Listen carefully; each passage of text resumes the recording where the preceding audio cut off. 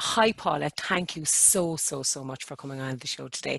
I suppose just to let my listeners know about you, this is the lovely Paula Prendeville. She is a chartered educational psychologist and an associate fellow at the British Psychological Society. She works in a specialist child development clinic, and she also teaches on professional psychology training courses, both clinical and educationally speaking, in University College Dublin. Now, that is just a very small part of the expertise that Paula brings to the field of autism every day. So Paula, again, thank you so much for coming on the air today.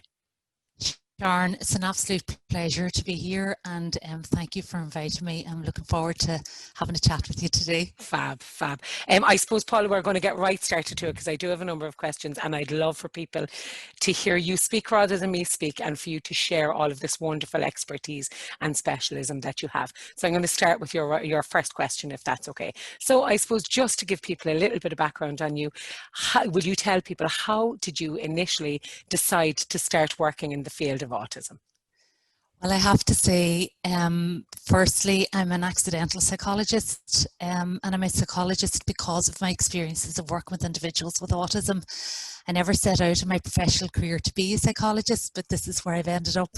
So I was working for a long time as a primary teacher, and I worked in teacher training as well for quite a while, and primary teacher training for quite a while. And due to family circumstances, I moved to Cork, and I was teaching in a school, and the school had a very progressive, inclusive view of supporting children with special education needs. And the principal approached me and asked me, would I set up a specialist class for children with ASD. Fantastic. And I was very fortunate to start the class with two wonderful little girls. And after the second year, I thought, this is really interesting. I think I could make a bigger contribution. So I went back and retrained as an educational psychologist then. So that was my first foray into autism formally. Fantastic. Yeah. So you were motivated by the needs of these little people that you were working with? Oh, absolutely. Fantastic. And not even that, just to see how they progressed by being in a class attached to mainstream, some of your listeners might know as a satellite class. Yeah. And it wasn't just that, developing the relationships with the parents and working alongside the parents to support the children. It was a great privilege and a great start on this journey for me, actually, my autism journey. Fantastic. Paula, will you tell my listeners what a strengths-based approach to support is, and why it's actually so important that it is the focus of any intervention or support that we deliver for our young autistic individuals? That's such a wonderful question, and Sharon, and something I feel very passionate about. I suppose we know from the history of autism that it has had a bit of a grey past, to say the least, and it hasn't been a good journey for a lot of individuals and families who've been on this journey for quite a long time, and a multi-generational journey. So for a long time, autism was looked as very much as a deficit approach, that we viewed it as something being wrong with the individual, and it was based around their diagnosis. But we know from the World Health Organization that they advocate for a strengths-based approach, which is supporting the needs of the person and the strengths of the person, and working from those strengths and supporting them from that perspective. And it emulates what we would know as the social model of disability, where we look at disability, where we support the person to develop a model and skills that they can make them as sociable in the world and function as best that they can within that world. So that would be it. And breaking it down more, when I look at a strengths-based approach, I look at the domains that the World Health Organization advocate, and that would be looking at someone's cognition, their understanding, their communicative skills, their self-care skills, their participation in society, etc. And that's what we look at when we plan and support individuals in a strengths-based way. Fantastic. I suppose, Paula, in my experience, when we want to set a child up for success, it makes the most sense to acknowledge their wonderful strengths and to propel them forward from those points, rather than, as we've previously seen, I suppose, people being being considered more appropriate to change a person to suit the environment that they're in, rather than changing the environment to suit the person. Looking at that kind of, looking at the individual strengths and making sure that they are set up for success always through those strengths. Does that make sense? It's absolutely, that, yes. yeah. And we call that, I mean, from an educational point of view, it's scaffolding. It's Absolutely. That's for the teachers and, you know, some of the professionals that might be listening, that Vygotsky approach, where you look at where the child is and where you want them to be. Yeah. So you cannot look at it from a deficit point of view, because Yeah. you need to see what they're able to do, and you need to scaffold those skills to make them more independent. And that's really the essence of a strengths-based approach. Yeah.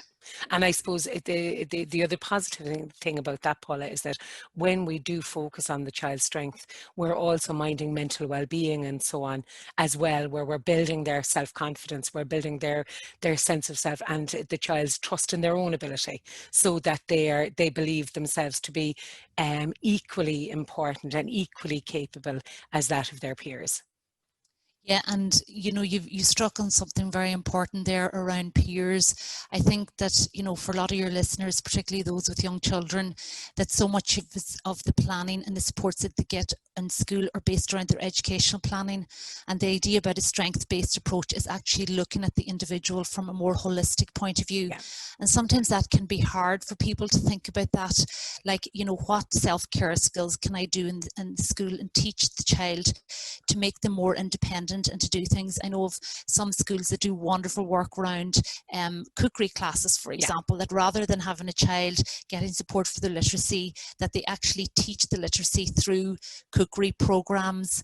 And it's fantastic, because it means that they can go off home and generalize those skills to other settings. And I think that is a key part to the strength-based approach, that we identify skills that we want to teach a person to enhance their quality of life, to make them more independent, but also support them to generalize those skills to other settings as well. Yeah. And it really is a very creative, outside the box is kind of the way to go. Yeah. You know, so, and that can be hard for people, but it's, you know, it's very important that we all keep an open mind. Yeah, absolutely. And I suppose coming back to that strengths focus again, when you think about a young person who potentially has difficulty with literacy, for example, it doesn't serve any real purpose for that child, mental well-being focused most particularly, to make them focus again and again and again on trying to learn something that perhaps is outside of their reach.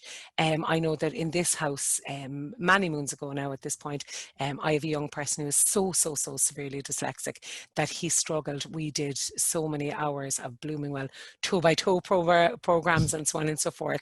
And actually what we decided upon as a family in the end was that it was really important that he had functional literacy skills, so that he could independently look at the TV guide, for example, or look at read medication boxes and so on and so forth, and look at his mail and be able to answer, look at his post read and see whether or not something was important or not.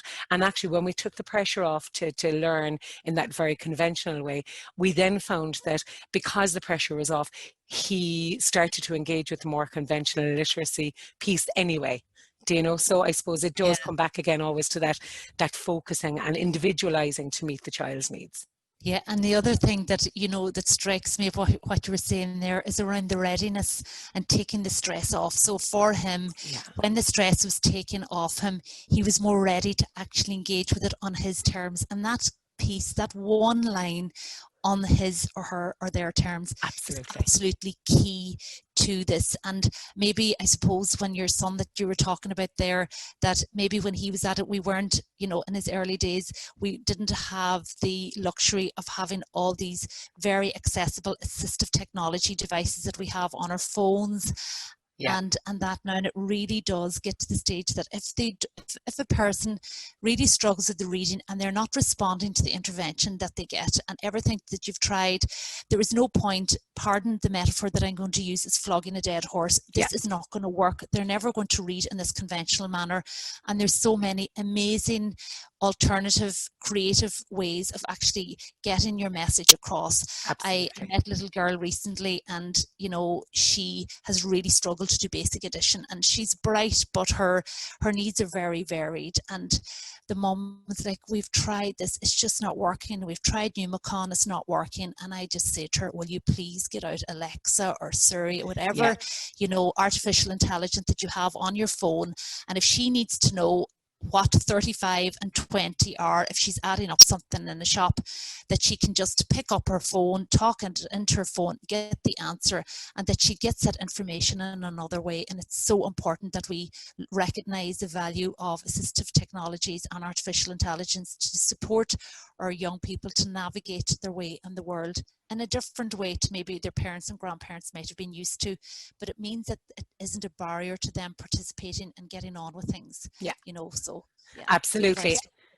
Yeah. Absolutely. And I suppose we all pull out our phones, we all get out our calculators, we all get out our I know I speak to text these days and so on. We all use our phones in a multitude of different ways. And these are all very socially appropriate ways in which to engage with different aspects of society and so on. So it actually works, I suppose it works again to scaffold the child and to make sure that they do become beautifully and wonderfully independent, and that they can realize their potential moving forward. Do you know? Yes. Paula, can I ask you, what factors of a person's environment can impact then on an autistic individual's ability to function? So environment is, as we know, it's a very wide term. Yeah. It's huge. But I'm going to start with the person themselves. So when we talk about environment, we talk about the internal environment actually within the person themselves, and then the external environment. So, I mean, when I look at environment, it's very much in the context of behavior, and when children, young people and adults are really struggling around trying to communicate things that are going on in their environment, that despite having a great vocabulary and the ability to use that socially, when they're stressed out, that vocabulary might diminish or maybe mightn't be there at all. So when we talk about the internal environment, we think about, well, is the person in pain? Are they hungry? Are they exhausted? Is there something within their domain that is actually impacting on their sensory needs? And the sensory piece is absolutely massive. I mean, for any of your listeners that think about senses, we think about the typical 5 senses: the hearing, the touch, the listening, all of those. And there are additional senses for those. Those of us that have been fortunate enough with work with occupational therapists will know that a person's sense of movement and a sense of space is very important to them as well. So you have to have, I feel that we all need to be a bit Sherlock Holmesy on all of this, and actually to step back and look at the person to see how they're interacting with their environment. Is it a positive, a safe, supportive environment for them, or is it an environment that is actually stressing them out to the extent that they're actually withdrawing from that environment completely, or that there are some triggers within the environment that is causing untold stress for them, that really they're finding it very hard to function at any level at all.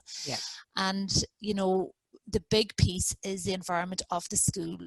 Typically in home environments, for the most part, parents are raising, a child with autism. They may not have anticipated at the start that that's what was going on with them, but a lot of parents are very attuned and get a sense of what's going on and what their needs are for their child, and they could have been adapting the environment for years and recognizing that was just their normal in the home environment. And maybe when they go into another house, they realize, oh my goodness, I was doing so much in my son or daughter's environment to support them. But the challenges really arise in schools. I mean, Sharon, I know that this is a big part of the work that you do, and we could write a book on the impact of environment, but people need to be very aware that the key to an individual with autism or autistic, a key to their ability to engage in the world is based to a huge extent on how the environment is there to support them, or possibly not support them, as the case may be. Absolutely, absolutely. And I suppose just for any parents who might be listening in, I know you mentioned that kind of internal environment there, Paula. I know there is a lady by the name of Kelly Maller who does present training courses and so on the interoceptive sense, that sense around reading, that kind of emotional piece, that knowing whether you're hungry or thirsty, tired, too hot or too cold or whatever. But it actually also informs, it's not just that homeostatic emotion, it also informs the affective emotion. So if you've got a kid who finds it harder to read whether or not they're hot or cold, or if they become very, very dysregulated quite frequently with regards to that kind of internal sense, it makes sense then that the affective emotion, that whether or not they're feeling happy or sad or safe indeed, can be more difficult for them to articulate in that case. So I suppose it's worth people checking out the interoceptive curriculum as well, because there's a huge amount of research and evidence base around that now as well. But I think you're right, absolutely, that when we look at the environment, that it is about looking at that multifaceted and multi-layered piece, and most particularly starting with the individual, because the environment can be however it is, but if the individual isn't feeling safe, the individual isn't going to access and successfully access a curriculum or the environment, full stop. Yeah, and that leads me on, you alluded to this a minute ago, was that whole idea of the emotional regulation. Yeah. The piece is around the emotional understanding, and a lot of people really struggle to get their head around this, that, I frequently come across individuals who are very able in school, that have managed very well, and actually teenagers and adults, older and younger adults, who, despite having a great vocabulary and having the ability to be very articulate and expressing about whatever it might be their interests are, when it comes to the emotional repertoire, it's really tough. So if a person is struggling and they're very stressed out, like they at the best of times, the understanding of emotions is very difficult for individuals with autism. It is exceptionally difficult when they're very stressed out. Yeah. And when we talk about emotions, we talk about the word, the feeling, I'm happy, sad, hungry, or whatever. So that's one layer. Another layer is recognizing how your body is for that feeling. So what you were saying, that internal homeostasis, right? So when I am tired, this is how I feel inside my body. I feel heavy. People struggle to say that. Yeah. The next piece then is actually knowing what to do to manage that emotion and to regulate that emotion. So it could be that you say it, that you talk to somebody about it. But if you have difficulty really recognizing that emotion, that's really hard. Exactly. Yeah, and then the final piece then is that if you are in an environment where somebody else is feeling an emotion, that you have the ability to actually respond appropriately to that emotion or not. And that's that theory of mind difficulty that we tend to see.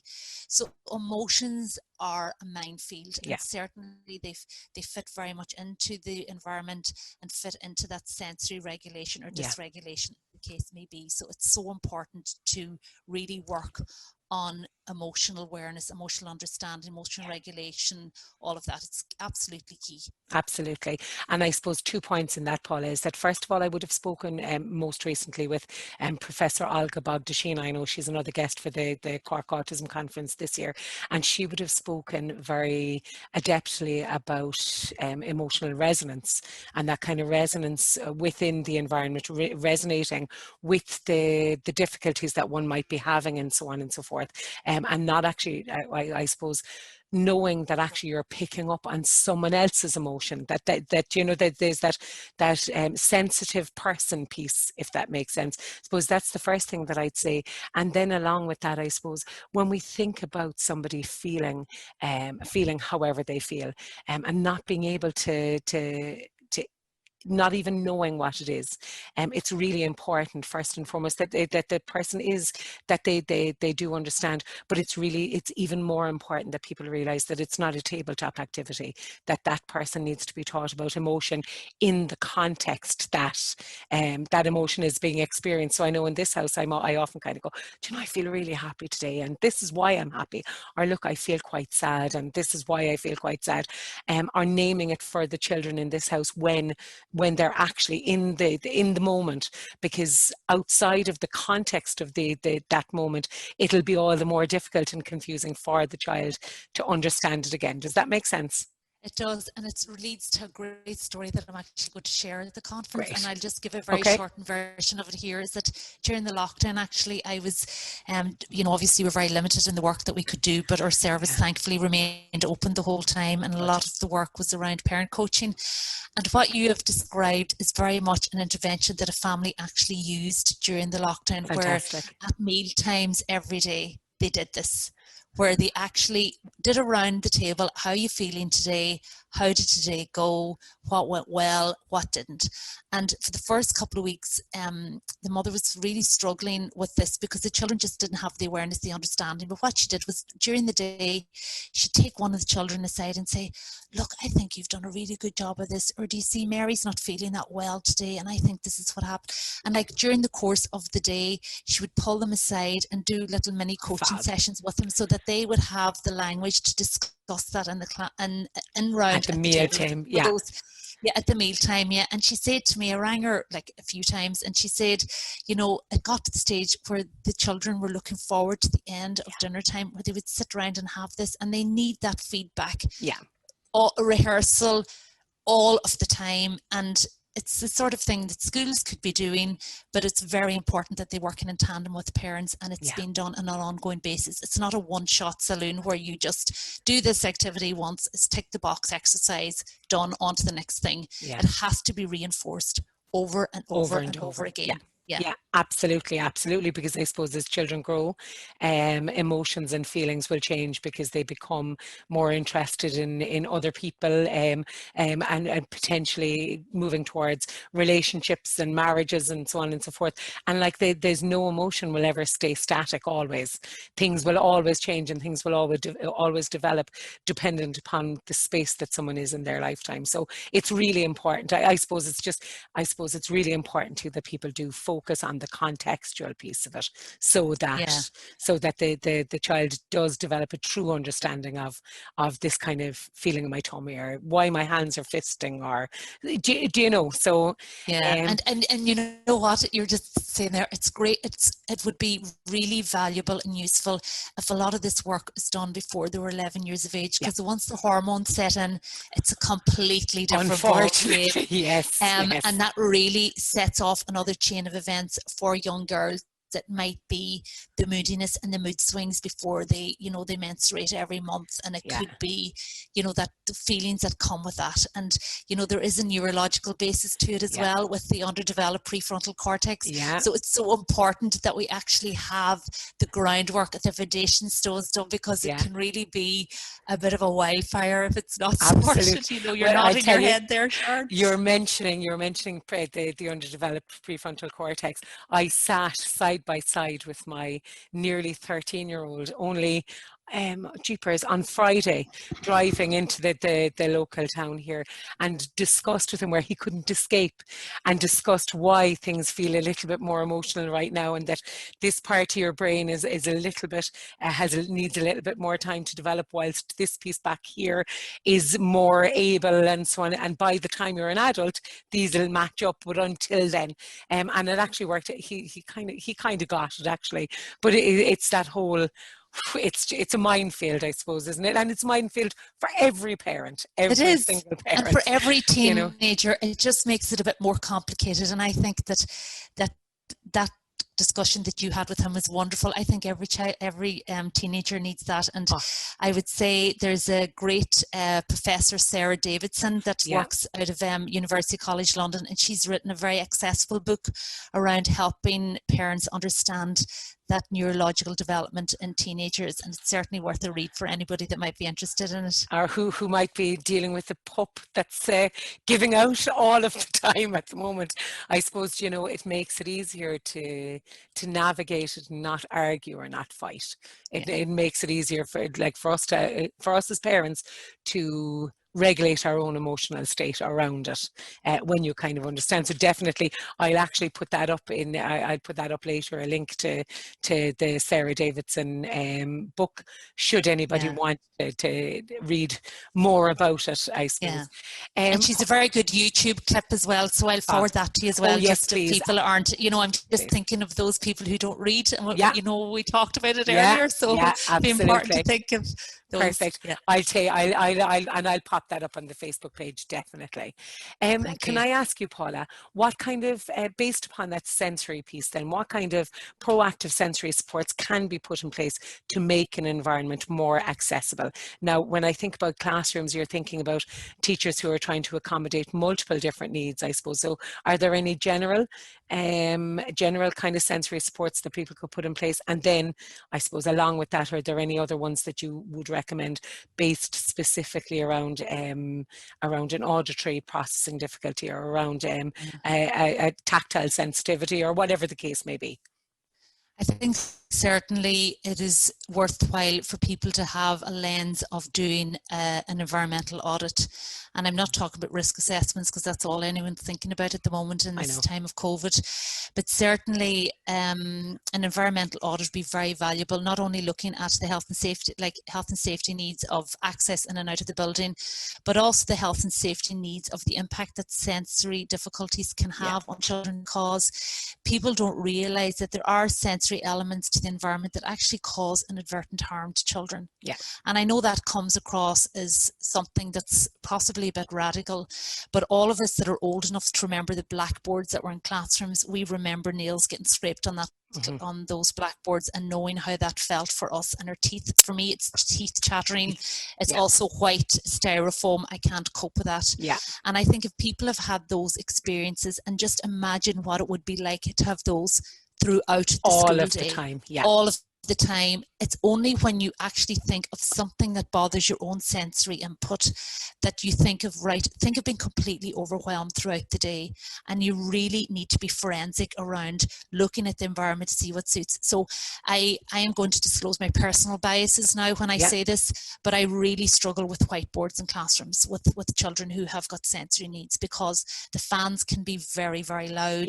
Even something like, I mean, I know someone personally who the click-clacking of keyboards in a room can really bother them. We tend to have children that are using assistive technology. It might be a case of having to have a keyboard that's much quieter and softer than the hard clacky ones. And really, I would say that, you know, it would be very valuable to talk to parents, and actually, if possible, and I think it would be wonderful if people could do this, that they'd ask the parents to come into the classroom, maybe on their own or with their child, prior to school year, you know, maybe on a Friday evening, you know, whenever it might be, and actually do a walkthrough from the front gate right through the classroom, and look at all the environments that they're in. It could be a case of something as simple as a running tap in a bathroom, that all they can think of here is that running water, and they cannot concentrate on their learning. As teachers, we have a responsibility to deliver the education to children and to support them to learn. They cannot concentrate if their sensory needs aren't at some level of homeostasis. It's just, it's not possible at all. So when they're meeting parents and they say the child is not progressing in school and we can't meet their needs, you're like, no, that is not the case. Every person has the potential to learn. I have worked with people that are profoundly disabled, and they have managed really well to develop great skills. Everyone has the potential to learn, and it is the responsibility of us to look at the environment to see where the barriers are to that learning. And it might not be a physical barrier, it could be a sensory barrier, and we need to be mindful of that. One very simple one I remember, just as an analogy, where we'd one little girl who had huge difficulties coming into school every morning, could not cope with school at all. And after a period of, we just thought the anxiety was throughout the school day, but it turns out that the only barrier was the crowds in the morning at the gate. All the people there, all the noise, the horns being there, parents shouting, saying goodbye, the unpredictability of it, and the school bell. And by the time she got into the classroom, she had nothing left in the tank. I was very distressed, totally exhausted. That internal regulation that we spoke about earlier, there was nothing there at all. Nothing left in the tank. And then there would be an expectation that that child would have to sit in the school all day, engage in a social world, engage in a learning environment, play environment. Very, very tough. And it was only through actually breaking it down with the child and actually having very open conversations with the parents that we realized that this was a barrier. And something as simple as a child arriving 10 minutes late in the morning, you know, pulling up in the wheelchair accessible parking if it's empty, and if that's what needs to happen because there is a disability there, maybe not physical, but you know, there is certainly a disability there, that they've access to that, that they just, their SNA meets them at the gate and they walk in very quietly into the classroom. Yeah. And that was the change in that child actually attending school and not attending school. Yeah. Just leaving it for an extra 10 minutes in the morning changed that child's world. So we really do need to just be very, very mindful of the impact that the sensory environment has on individuals. Yeah, absolutely.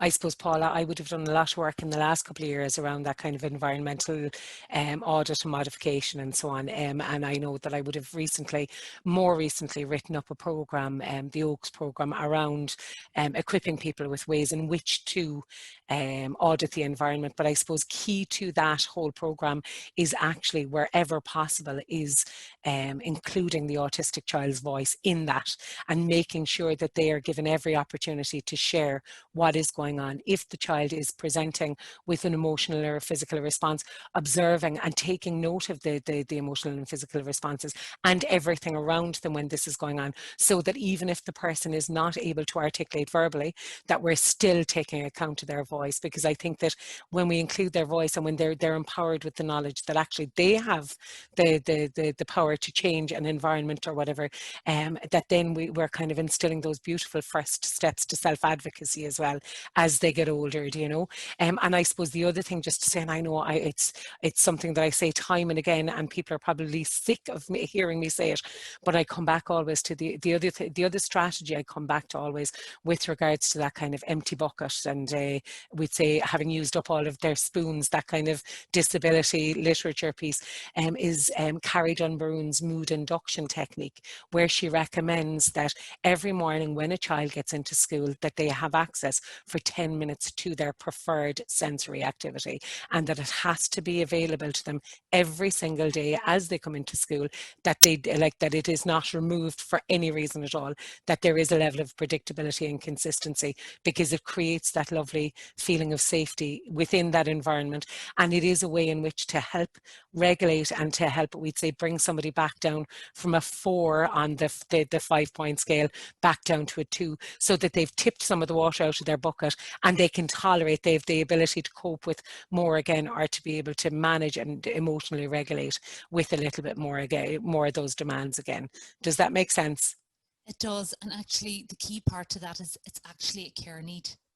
Oh, absolutely. That it You know, can't be removed. Yeah, it has cannot to be be consistent. removed. Yeah. It is a care need, and 100%. the person cannot function without that. Oh. And for those of your listeners that are like within an Irish environment and that whose children access an SNA in school, a special needs assistant, that, you know, their role is health and safety and care needs. And that's why that emotional regulation, it is so important that that is very explicitly stated and requested, and it is recognized as a care need for that person. Yeah, absolutely, absolutely. And I think I love the way that you're flipping the narrative, and you're not putting it down as a sensory need, but as actually as an essential care need. I think that if people start considering these kind of sensory needs as essential care needs, I think that then where people are going to be more inclined to engage with the activities that these children need.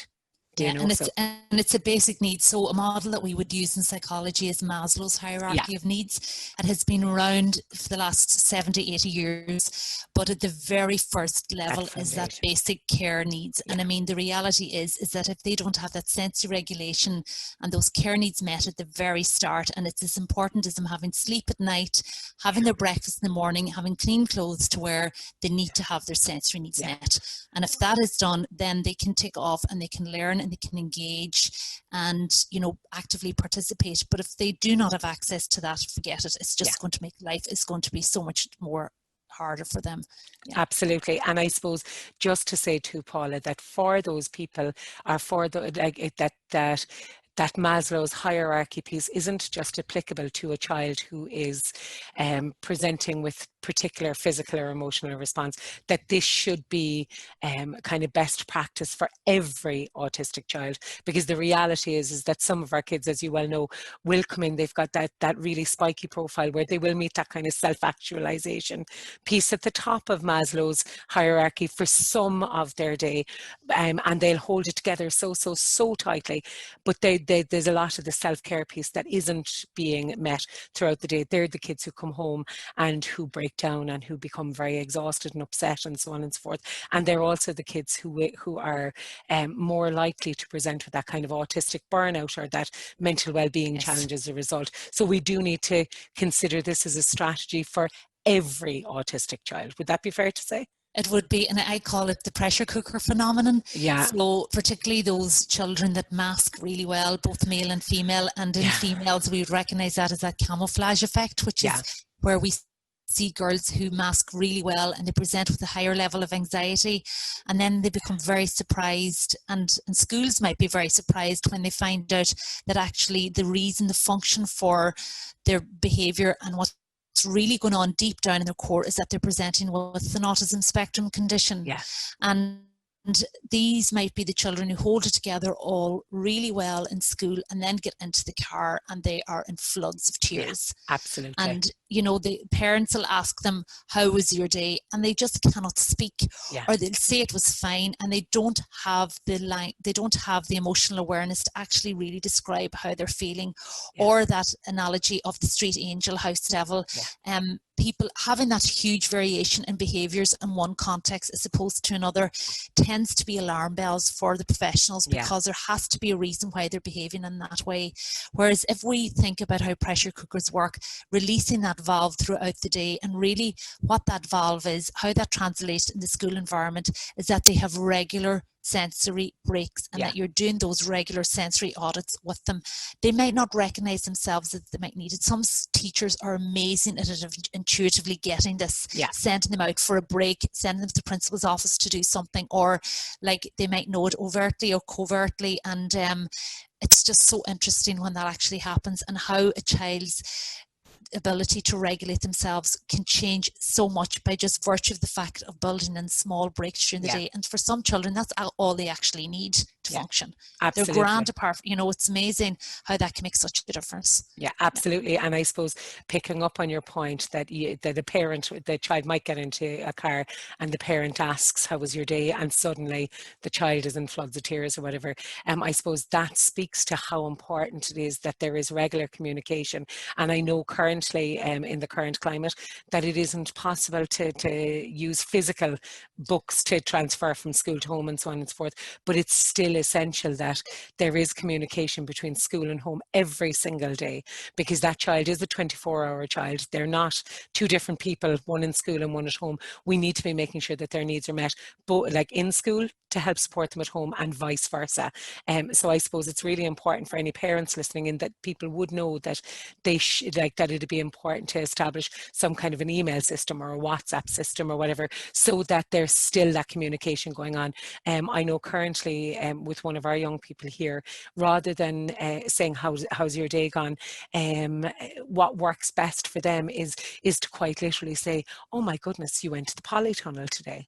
And it gives them the opportunity to speak and to share what's going on if they so choose. And if they're not ready to, or if they don't want to, that needs to be okay as well. But I suppose if they don't want to, it oftentimes will indicate to me that things are feeling a little bit more out of sync, and it allows for me then to put extra sensory strategies or whatever in place, and also to let the teaching staff know that, you know, things weren't perhaps as in sync as what they could have been the previous day, you know. So it's just really important that there is that balance and that kind of that nice communication between both school and home.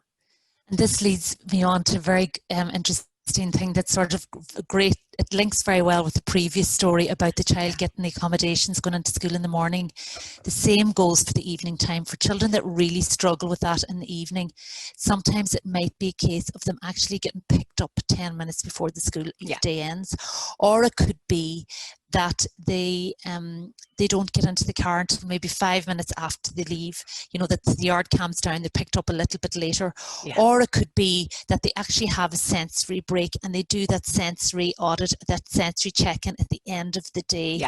Or it could be just simply sitting at the bottom of the class, tuning in to classical music on earphones, maybe just using ear defenders for a few minutes, you know, just to help them just gradually transition to that leaving Yeah. home in the evening, as opposed to just going out into a busy yard. Madness. Of Yeah. that noise. Yeah. Yeah, We all know what absolutely. that's like. Oh, Yeah. don't I know? And I suppose by the same vein as well, Paula, using the mood induction strategy as people come back out of the school to home and so on and so forth, it's a lovely transitionary piece that can be, it can support transitions very, very well. And I suppose with regards to transitions in general, now I suppose maybe you could talk a little bit about how best to support children in general transitioning between activities and transitioning between different parts of the day, if you wouldn't mind, please. Okay, so there's a few things I'd say about that. First of all, we all know the standard transition tools that work very well. Yeah. The visual schedules, the word schedules, the word lists. I know we say these all of the time. We just presume that they are done, and they're not always done. Yeah. And it's very important that people consider the age appropriateness and the developmental appropriateness of the schedules and how they're communicated to them. So, you know, to see a visual schedule in 4th class for a child that is typically development really is not appropriate. So it's very important that we take that in mind as we do it. So, and what I mean by that is having lists, either it's a pictorial list, a word list, to let them know what the timetable is during the day, so that at least they're prepared for transitions. So that's the first thing, communicating that in a way that is appropriate. I've seen some fabulous work done on transition work where teachers have been very, very creative. It could be that, for example, that the teacher would give the plan for the day in advance to the child. So let's say on a Friday they would get the plan for Monday, on the Monday they get the plan for Tuesday, etc., etc., so that the parents can do that support around transition, let them know what the plan is.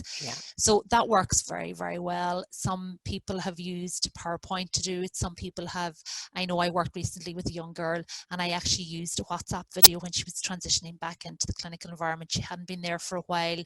I knew that a lot of the changes in the environment with the masks, the PPE gear that we're using was going to be really difficult with her.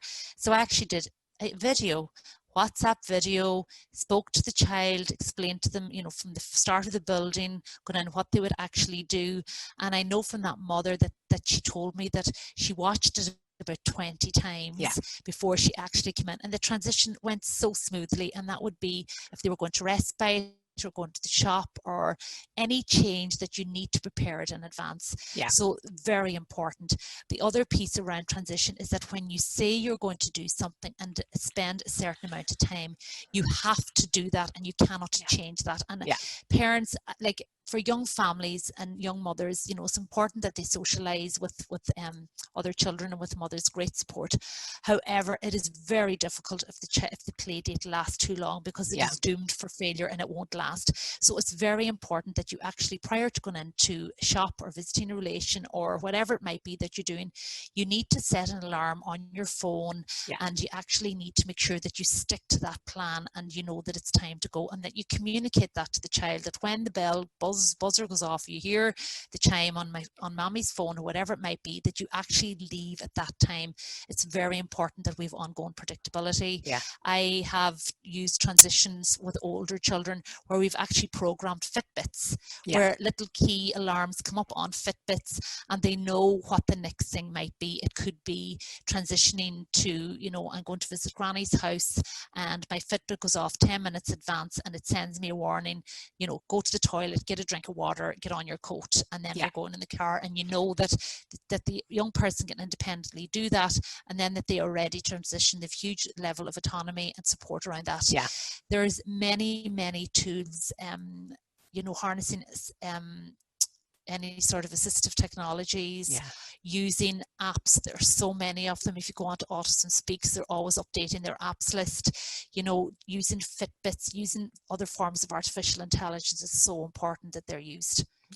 I suppose, I suppose just to let people know, really listeners who perhaps aren't as equipped with the information yet, that it is essential that we do support transitions, and every single transition, from using change cards to using possible change cards to using all kinds of timers are a parent's best friend and a teacher's best friend too. I know that I recently taught a group of further ed teachers, And quite literally, regardless of whether or not they were working with young adults or not, I did suggest very, very clearly that you write down, as you come into the classroom, you put your schedule, you write down exactly what the expectation is going to be for the class that we're going to cover X, Y, and Z. And if we have extra time, we're going to cover this too, so that it just creates a level of predictability. The information is non-transient, it's there, and they can refer back to it as many times as the student might like. I suppose the other strategy that we would encourage our young people to use these days is quite literally a bookmark strategy, where if somebody is going out for a movement break, particularly as kids get older and they go into kind of the senior part of primary school or whatever, they don't want to be going out because they don't know, they know that when they come back, they've got to sit back down to their seat, and they need to figure out exactly what's going on in class and so on and so forth. And literally having somebody write down the name of the book and the page number, so that when the young person comes back into class and sits down, that their peer hands them the piece of paper that says exactly what the page number is and so on. You're minding kind of anxiety levels in that way as well then, and again structuring and scaffolding that transition period. So I suppose there's millions of different transitionary strategies that we could suggest. I suppose that just to reinforce that the importance of scaffolding those transitionary periods wherever possible, not wherever necessary, but wherever possible, so that we're always setting the young person up for success rather than waiting until there's a crisis point because of a transition. Yeah, absolutely. And one of the things I was just going to say in relation to that writing, there's this thing called a boogie board, and anyone that knows them will know they're brilliant. Anyone that doesn't, I would suggest that you have a look. It's a little LED board that I've used time and time again that has been really, really useful for managing transitions and communicating those. Just anything in an age-appropriate way. What I would say for parents that have children in primary school that are really struggling with transitions at the moment, it gets much easier at secondary level, because they have timetables. The classes are only 40 minutes, 45 minutes, or an hour. The bell goes, they get up and they leave the room and they see another teacher. So if they're really struggling with that teacher, they know they're not going to be looking at this person every day for the whole year, that they're going to see difference, and it works really well. Secondary school appeals much better to individuals on the spectrum than to primary a lot of the time, particularly if it's a year where the teacher and the student just might not get on very well. It happens to the best of us, but at least it does get easier, and that's what I would say, to families, not to lose hope. Yeah, and we'll have to have another chat at a different time about how best to support that secondary school piece. That's a whole nother chat, Paula. So I'll catch you for that again at another time. Okay. Paula, I'm going to change tact a little bit and just ask you, how can parents and professionals support alternative non-verbal means of communication throughout an environment, or indeed make this form of communication viable in an environment? This is a really great question and very multifaceted. What I would say is that, and I think I've said this already, that just because somebody is very articulate and can speak very clearly about their needs does not mean that from a communication point of view that they like talk all of the time. Yeah. There are people who love quiet time and they need quiet, and they're at that stage where they are what I call cognitively saturated. They've heard enough words for the day, they cannot hear any more words, but yet it's in a situation where maybe they're not that safe, and it's very important that you communicate something to them, but you cannot do it through words. And that resonates with children that might be having meltdowns, or young adults who are really, really struggling and very, very overwhelmed. You need to reduce your speech. And if you take nothing else from today, reduce your speech or do not speak at all until the person is in a stage where they're actually ready to talk. I worked with a young child years ago who's very, very able, really struggled with talking, actually, just that social interaction, just totally overwhelmed. I know that there was one day that we wheeled car up and down to each other in a room, from one end of the room to the other, writing notes and using those non-verbal means. And I do appreciate the fact that there are people, like not everyone can actually read. You need to be very creative around ways that you can sort it out. Yeah. There was one girl I worked with years ago who really struggled with the whole idea of words and language, and that when she actually wrote something down, it was on that piece of paper, and it was always on the piece of paper. And even if we ripped it up, she was so literal in her understanding that that message was still on the paper, even if it was shredded in a million pieces. And how it took a while, but we figured this out, that the best way for her to share if something was really bothering her, so that it would absolutely be clean slate from her head, was that she would write it down a piece of toilet paper with a marker.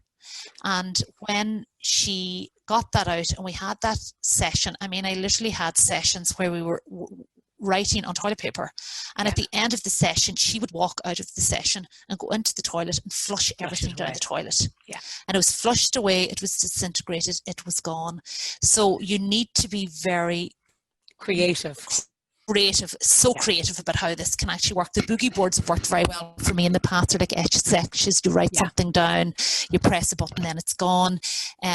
Using WhatsApp messages, writing little notes. I'm a great believer in the power of post-its. You know, literally leaving 1 or 2 words: when you're ready, I'm here, text me when you want to speak. We've had conversations with children where it's literally been WhatsApp talk, or that we're in a chat room and it's just myself and the other person in chat room. We're in the same room sitting on 2 laptops, and they're typing and I'm typing, and there is no speech. I've completed sessions where that has been the case, and it's worked really well. So the non-verbal means is very important, and I'm very mindful of the fact that this conversation is with people that are able to read and to type, and that isn't the case for all our individuals. So you really have to be very creative and see who the child is at, and see what they're meaning. I know somebody who actually talks best with their parents when they're playing Fortnite. That they actually go into the virtual world and they can actually communicate better through an avatar than they through the person. I've also worked with people who communicate so well with the use of puppets, that they literally, the puppet is them, but they visualize, they interpret it that the puppet is somebody else. But I've had great conversations with kids via puppets that wouldn't speak to me under other circumstances within an environment. So you really have to think about all these plethora of ways that you can use to get that across. Even Teddy's. How's Teddy feeling for a very small child that's bright? I mean, it's amazing what you can get through the power of play in that. So and I suppose I'm mindful of adults that I'm supporting at the moment who would be non-speaking, or who might communicate using one word, and as a result they may present with they may communicate through the responses that they have then instead. And I suppose I suppose when I think about that individual, while we are trying to figure out ways in which to support those individuals to communicate to using their strengths, it's really, really important that we do proactively implement that kind of social decompression piece, where they have no social demands placed upon them at all, that they can be left completely alone, and that these need to be put in place proactively. So it's our responsibility to structure up the environment, to structure up classes, to structure up wherever we are, to facilitate their need to be alone. It's just just so that things don't become don't impact so greatly that by the time we figure out what's going on, that actually that there's been so much more damage done to this individual. And it leads me on to the role of the psychologist just in relation to working with individuals like that. I mean, often we've completed psychometric tests like IQ tests with individuals, and they might present as very bright cognitively, and they manage very well, but the one aspect of their working memory could be virtually non-existent. And what I mean by working memory is their capacity to listen to what someone has to say, to hold it in their head, and to actually do something with it. And I've met people who are actually in the gifted range, and their working memory is completely shot. It's not working at all, and it's very, very challenging in that environment for individuals. It's like a funnel effect. At the wide end, they've got all this potential, but there's only very little of that information that's actually getting through. And that time to process that and in some ways to process in a different way is really important. And it really means that you have to take your time and you have to ask the person, observe the person, see how they respond to different environments. And it can be a challenge. And as you alluded to there, Sharon, it takes a while sometimes to sort this out, but you know, time, it's important to spend the time on this to get it right. 100%, absolutely, 100%. Can I ask you, Paula, what kinds of challenges do autistic children so therefore face, specifically attending a school environment? What kind of things should parents be looking out for, and what kind of things can we do, I suppose, as parents? I know you mentioned visual schedules, and you mentioned like we mentioned mood induction and sensory supports and so on. Is there any other recommendations that you'd have that we as parents or that we as professionals or educators can do to scaffold that child further so that they are absolutely given the most beautiful, equitable opportunity to realise their potential? I think the big part is actually having a really supportive relationship with the school. Yeah. Be that from, you know, leadership comes from the top, and you get a very strong sense of a school from the principal that is leading from the top, their interest in children with SEN, and their, you know, the inclusive policies that are in schools. Every child has a right to be included fully within a school environment. And I would say that at the very start that it comes from the top, but also from a bottom-up perspective. Yes, you've your precious son and daughter starting in primary school, and it is a very daunting time for families. It is important to have wraparound supports that you know, that you can manage the transitions as best you can. It might be having a great childminder, having a really good creche, after school facilities to pick it up. These are things that are very important around that environment prior to even starting in school. And then just, you know, we've sort of answered probably a lot of this already around having good communicative channels of communication with schools, be that you know, having an IEP, individual education plan sorted for the child, having regular updates from the school in relation to how the child is actually going. And the big piece, particularly in the early years, is actually developing those play skills. Children should be learning through play as much as possible in junior infant, senior infant and first class. Because let's face it, if these kids were in school in Norway, Sweden, a lot of the Scandinavian countries, they'd be out climbing trees and playing with their muddy welly boots, and wouldn't actually be sitting in a classroom till they were 7 or 8 years of age. So please lay off on the pressures of having to expect children to know all their John phonics straight away. It will come when the child is ready, and be prepared for the fact that they are not going to learn well if they are very stressed out. So it is very important that they're relaxed and calm, and they get every opportunity to succeed at their level of ability and in their time. And that is really important going forward. You will have better years than others. That happens. I have friends of mine who have children on the spectrum, and some years are really great and some years aren't as good. But look, there's learning in those times of adversity when they're very hard and when things don't go well for you or for the child, because you learn from those difficult times, and you learn to appreciate then when the good times come. And you know, having people that have an understanding of their needs, if your child has to access a special needs assistant, having a really good relationship with that special needs assistant, and ensuring that the role is very much health and safety and care needs around the regulation. There's so much that we could talk about this, but I think we've probably mentioned a lot of it already, Sharon. Maybe there's bits that I should have said. You're literally saying things, and as you're saying things, there's at least 50 million other questions have popped into my head. So I'm actually going to make a note of another thing that I might talk with you when I'm going to talk with you later on about secondary school, because I think that it's like that we might organise another interview where we discuss education specifically from preschool right up to third level, if that'd be okay. So I'm taking notes. I'm taking notes of questions that I can ask you for our next interview. No pressure, Paula. Because I'm thinking of play, I'm thinking of Greenspan's floor time and all that, and I'm thinking about all these different strategies that can be utilised to engage a small person from the very, very start. but that's a whole nother conversation because we'll be on for hours otherwise.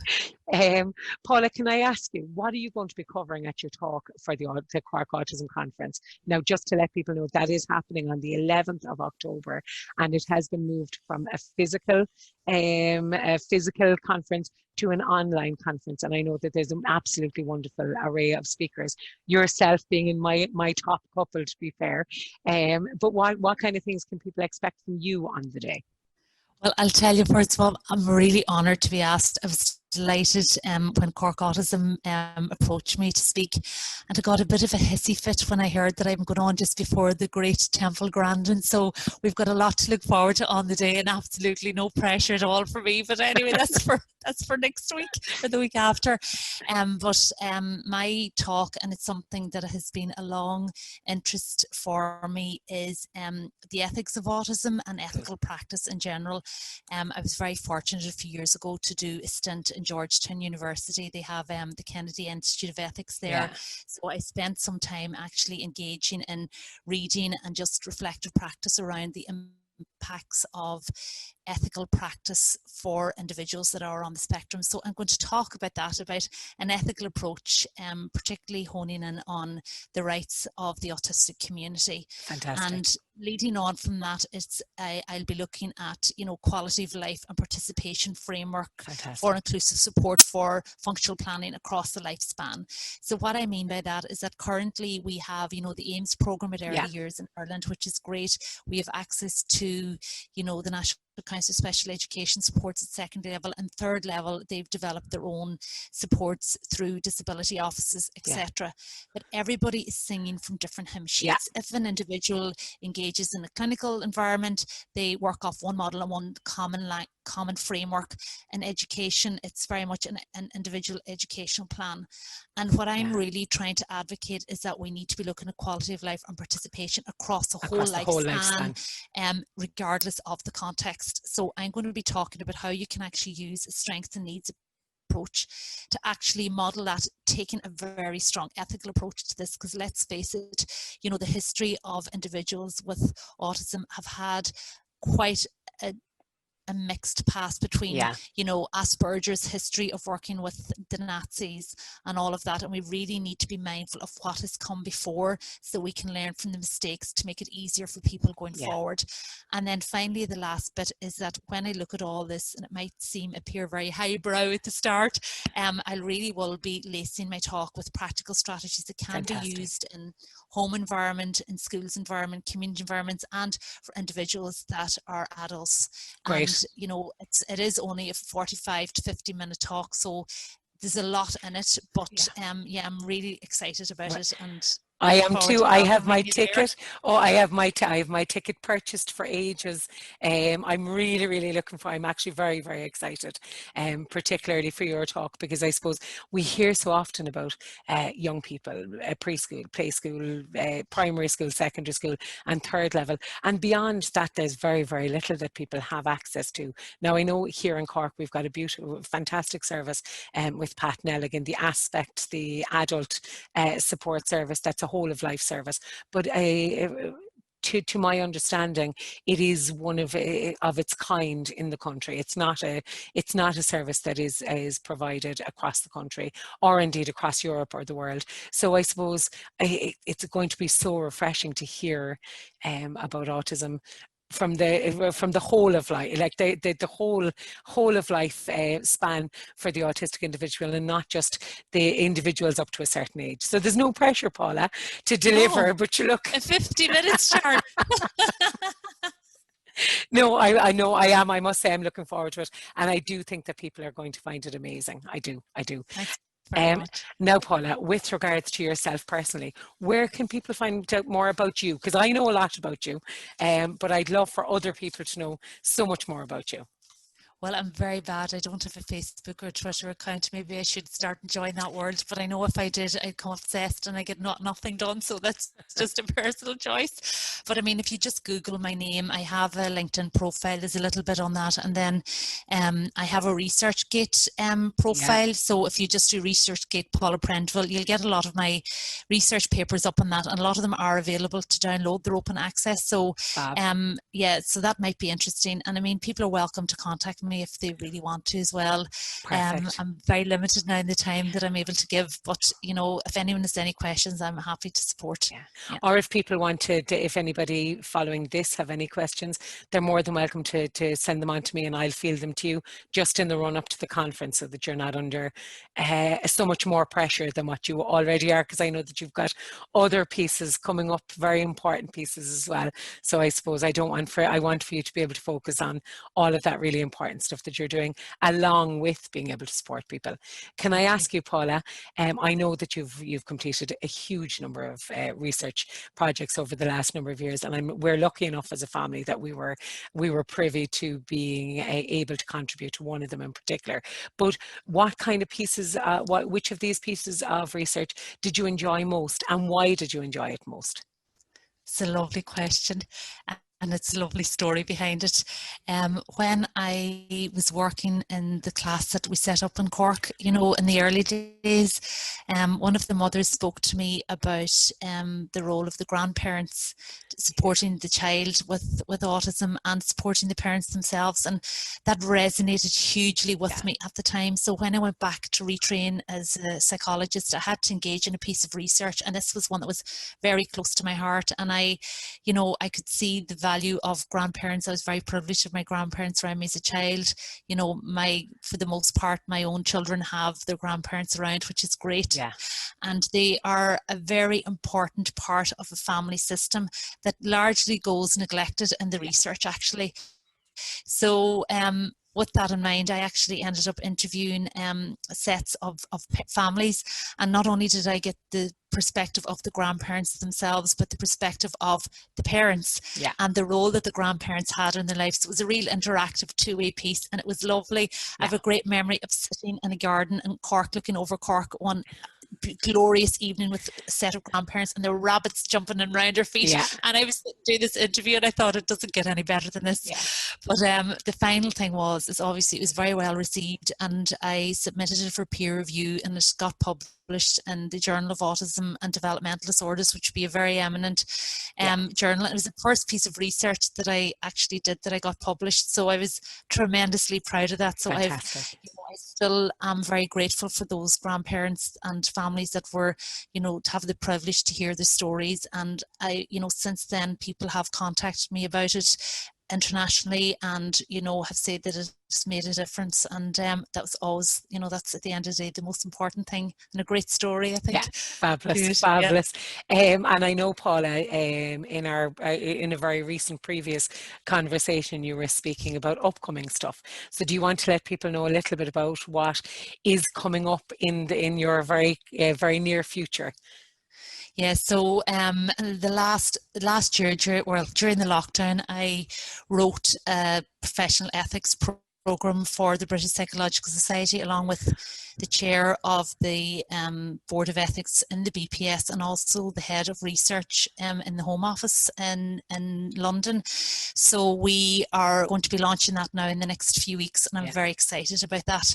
So that's been a sense of great pride to me. As well as that, I'm still doing some research with the School of Education in UCD around the ethical curriculum that's been rolled out in some of the Educate Together secondary schools. Cool. And I'm doing some of my own research as well on professional ethics with educational psychologists. So ethics is sort of taking up a lot of my brain space at the minute outside my regular working week. So it's great. Fab. I can't wait to hear. But you know what? I suppose it's great to have somebody so passionate and so forward thinking contribute and lead the area, put us on the kind of map as a country who actually have very proactive and positive and very, very, very forward thinking individuals in that field. I can't wait to hear about about the upcoming projects that you'll be contributing to, because I think that they will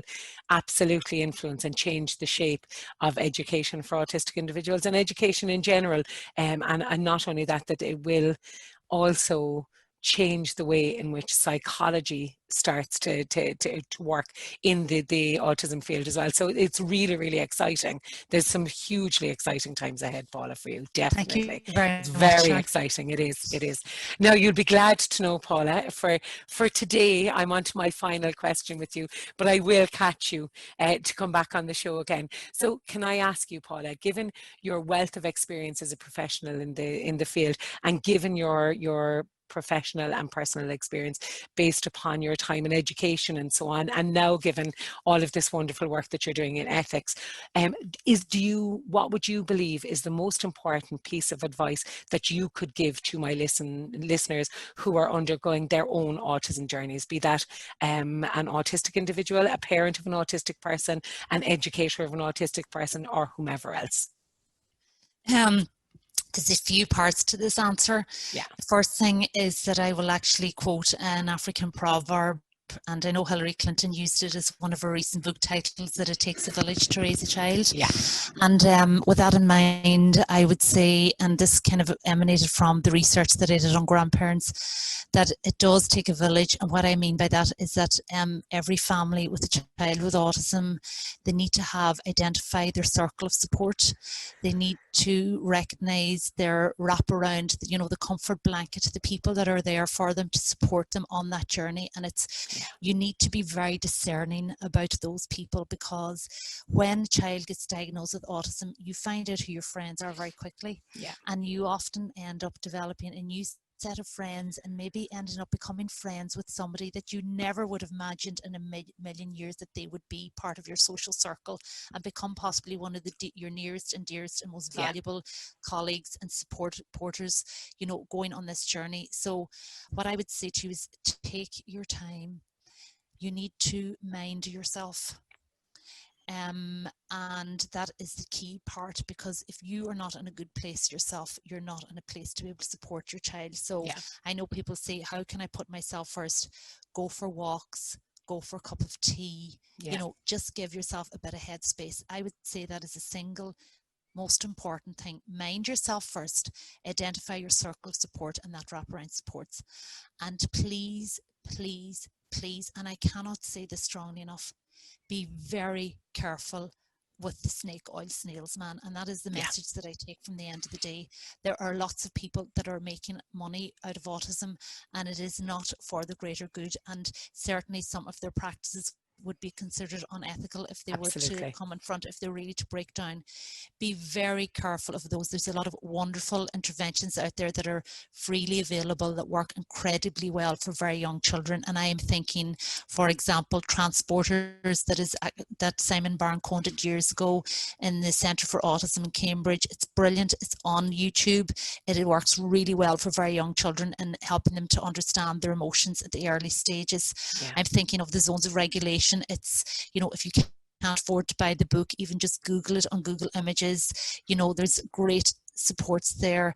Be very, very careful who is peddling that where. I mean, Sharon, for you, you're living, breathing, eating, speaking, sleeping autism, and have done for a very long time. And your listeners are very fortunate they have your level of expertise to tap into if they need to. But unfortunately, there are a lot of other people out there that are not experts. Please be very careful that the person that's giving you the advice is qualified to give you advice, albeit that their life experience and a huge amount of it, and I know you've done a lot of courses as well, Sharon, or that they are professionals themselves and that they are accredited professionals, because there have been in the past people that have been doing assessments and doing interventions that were not fully qualified, and that caused a huge amount of concern and difficulty for families going forward. So I would say too, for a lot of families, it does get easier. It might not be that you have this image of what your child's lifespan and development may be. It could be different, but it comes with a great amount of joy and a great amount of privilege. And that's not discounting the huge challenges that there are, but I mean, you are the best advocate for your child, and just really mind yourself. And I know there's probably a lot more that I could say, but that's it for now, I think. Paula, you're an absolute gem. Thank you so much for coming on the show today. I can't wait to have another chat with you in the coming weeks, hopefully. That's great, Sharon. It's been an absolute privilege as well, and thank you for inviting me onto the show, and best of luck to all your listeners.